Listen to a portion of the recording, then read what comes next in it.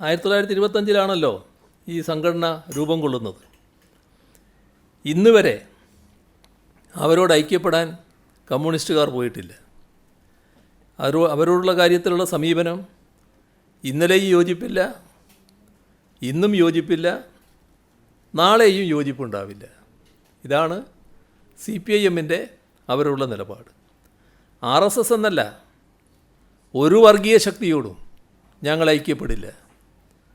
അതുകൊണ്ടാണ് എല്ലാ വർഗീയ ശക്തികളും ഞങ്ങളെ എതിർക്കാൻ തയ്യാറാകുന്നത്. ഇപ്പം 50 വർഷം മുൻപ് അടിയന്തരാവസ്ഥ നാട്ടിലുണ്ടായല്ലോ, രാജ്യത്ത്. ആ അടിയന്തരാവസ്ഥ കാലത്ത് ഇന്ദിരാഗാന്ധിയുടെ നേതൃത്വത്തിലുള്ള കോൺഗ്രസിൻ്റെ അമിതാധികാര വാഴ്ചയ്ക്കെതിരെ ജനകീയ പ്രക്ഷോഭം ഉയർന്നു വന്നു. ആ ഘട്ടത്തിൽ ആരുടെയെങ്കിലും തണൽ നിന്നുകൊണ്ടല്ല ഞങ്ങൾ അതിൽ പങ്കാളികളായത്.